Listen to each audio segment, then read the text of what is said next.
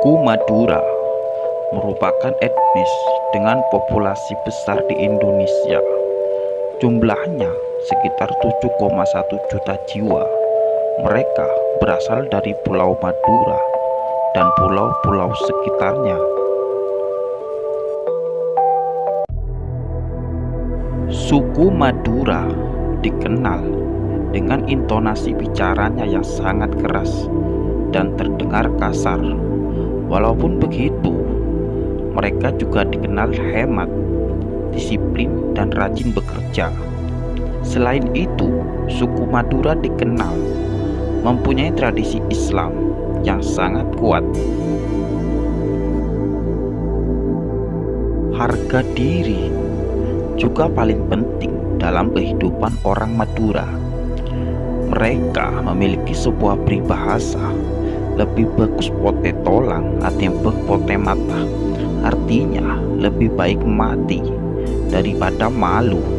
Sifat yang seperti ini melahirkan tradisi caruk pada masyarakat Madura. Tetapi tradisi lambat laun melemah seiring dengan terdidiknya para pemuda Madura sekarang. Apakah kalian tahu asal muasal orang Madura? Berikut penjelasannya menurut Babat Madura, Kitab Negara Kertanagama, dan para sejarawan.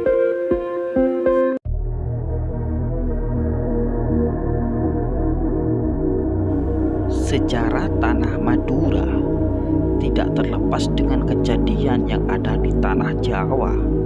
Diceritakan bahwa di suatu masa di Pulau Jawa berdiri suatu kerajaan bernama Midang Kamulan yang dipimpin raja bernama Sang Hyang Tukan. Dikisahkan bahwa sang raja memiliki seorang anak gadis bernama Putri Bendoro Agung. Suatu ketika gadis tersebut bermimpi dimasuki rembulan ke dalam tubuhnya.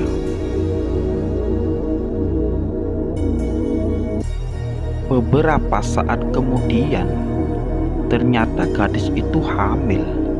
Sang raja selalu menanyakan siapa yang menghamilinya, namun gadis tersebut tidak menjawab. Akhirnya, raja menjadi marah dan memanggil patinya yang bernama Peranggulang. Raja memerintahkan supaya anak gadisnya dibunuh dan kepalanya disuruh dibawa kembali kepada raja. Patih menyanggupi perintah raja dan membawa gadis tersebut ke sebuah hutan.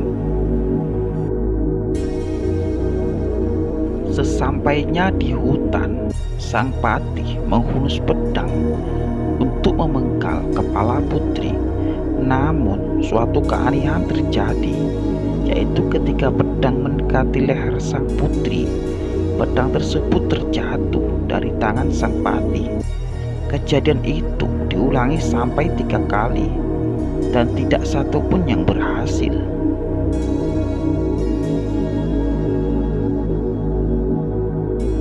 Sang patih akhirnya duduk termenung dan berpikir bahwa kehamilan sang putri tentulah bukan kesalahan sang putri, tetapi disebabkan oleh hal yang luar biasa. Akhirnya sang patih mengalah dan tidak kembali ke kerajaan. Dan mulai saat itu sang patih berganti nama menjadi Kiai Poleng. Kemudian sang putri oleh Kiai Poleng didudukan di atas kitek di tepi pantai, dan Kiai Poleng menendang kitek tersebut menuju Madu Oro. Artinya pojok menuju ke arah yang luas. Hal inilah yang menurut sebagian pendapat menjadi asal-usul nama Madura. Pendapat lain mengatakan bahwa nama Madura berasal dari kata lemah turo, artinya tanah yang tidak sesungguhnya, yaitu apabila air laut surut, tanahnya terlihat Tetapi bila air laut pasang, tanahnya tidak terlihat. Singkat cerita, sang putri pun melahirkan. Saat itu, lahirlah seorang bayi laki-laki. Mukanya amat rupawan. Bayi tersebut diberi nama Raden Segoro, yang artinya laut. Keluarga inilah yang menurut beberapa pendapat menjadi cikal bakal penduduk Madura. Kala itu, ketika Raden Segoro berumur 2 tahun, dia sering bermain ke pantai. Hingga suatu ketika dari arah laut datanglah 2 ekor ular naga yang amatlah besar. Raden Segoro pun bertarung dan mengalahkan 2 ular raksasa tersebut.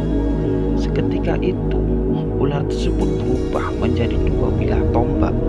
Lalu tombak tersebut diberi nama Kiai Nenggolo dan Kiai Alukuro.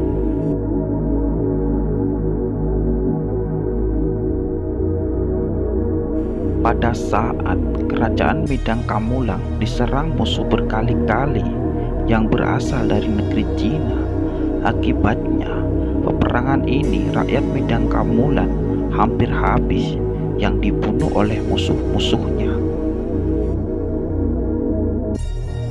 Dalam keadaan susah dan bingung, sang raja memohon kepada Yang Maha Kuasa supaya diberi pertolongan.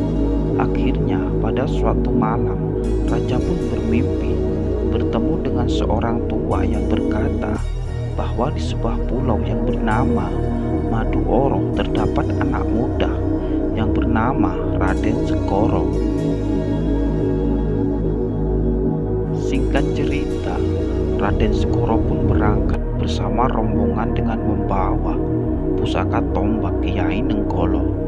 Pertempuran luar biasa pun terjadi dengan menggunakan tombak Kiai Nenggolo ke arah musuh. Musuh pun menjadi sakit secara mendadak dan akhirnya berusaha meninggalkan kerajaan Midang, dan sebagian besar pun mati.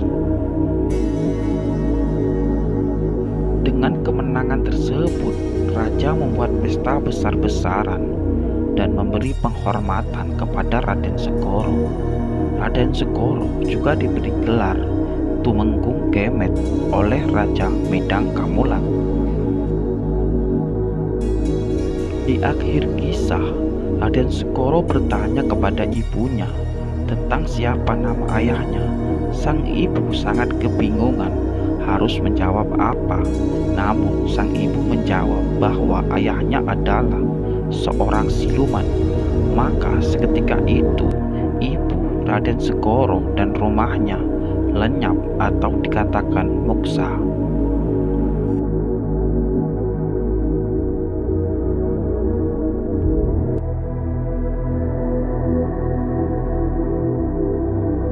Perjalanan sejarah Madura dimulai dari perjalanan Arya Wiraraja sebagai adipati pertama di Madura pada abad ke-13. Dalam kitab Negara Kertagama mengatakan bahwa Pulau Madura semula bersatu dengan tanah Jawa. Ini menunjukkan bahwa pada tahun 1300-an, orang Madura dan orang Jawa merupakan bagian dari komunitas budaya yang sama. Sekitar tahun 900 sampai 500, pulau ini berada di bawah pengaruh kekuasaan kerajaan Hindu Jawa Timur seperti Kediri, Singosari, dan Majapahit.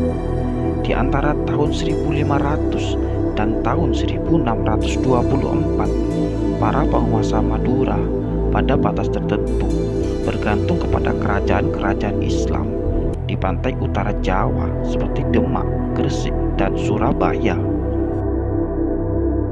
Pada tahun 1624, Madura ditaklukkan oleh Mataram.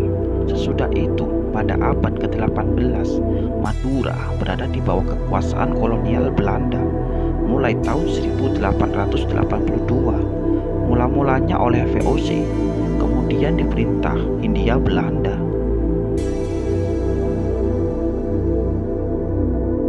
Sejarah mencatat Arya Wiraraja adalah adipati pertama di Madura, diangkat oleh Raja Kartanegara dari Singosari tanggal 31 Oktober 1269.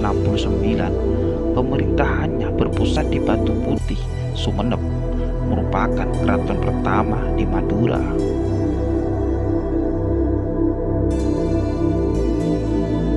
Pengangkatan Arya Wiraraja sebagai adipati pertama Madura pada waktu itu diduga berlangsung dengan upacara kebesaran kerajaan Singosari yang dibawa ke Madura.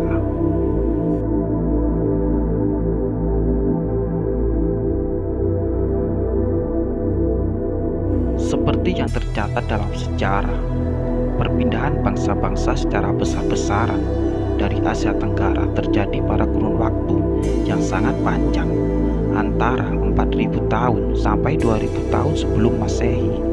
Kejadian ini antara lain berasal muasal dari bertambah pesatnya kerajaan-kerajaan Cina. Karena kepesatan perkembangan kebudayaannya, mereka lalu meluaskan pengaruh kekuasaannya ke arah selatan. Kawasan yang langsung terkena dampaknya adalah wilayah Tibet, yang merupakan tanah leluhur bangsa Burma, dan daerah Yunan yang semula dihuni orang-orang Thai dan Vietnam. Akibatnya, dari mengelarinya kedatangan bangsa Cina tersebut, maka bangsa-bangsa Burma, Thai, dan Vietnam terpaksa menyingkir lebih ke arah selatan. Namun, tidak sedikit di antara mereka yang terus ke selatan, mengarungi laut ataupun melintasi semenanjung, kemudian menyeberangi selat hingga mencapai pulau-pulau di Nusantara, termasuk Pulau Madura sendiri. Kesamaan mereka dengan suku Madura adalah kesukaannya dalam mengkonsumsi ikan kering yang diasinkan lalu dibusukkan seperti terasi dan petis, atau makanan yang ditapaikan. Persamaan yang mendasar di antara mereka, misalnya kesamaan dalam cara menanam benda-benda umum, padi, pandan, ubi, udang, hujan, dan batu, dan banyak lainnya. Para pendatang ini lalu menetap di sana untuk kemudian menjadi nenek moyang bangsa Madura, seperti bangsa Pia, Champa, dan Chai di Cochin, Cina. Mereka mengacu pada kosakatanya seperti apai dengan apoi, menyebut istrinya dengan bini, dan memakai kata ela untuk mengatakan jangan. Begitulah kisah asal-usul suku Madura. Untuk sumber referensinya sudah saya siapkan link di bawah bila kalian ingin membacanya. Semoga tayangan ini menambah wawasan kalian, dan janganlah kalian melupakan sejarah. Wassalamualaikum warahmatullahi wabarakatuh. Salam asal usul.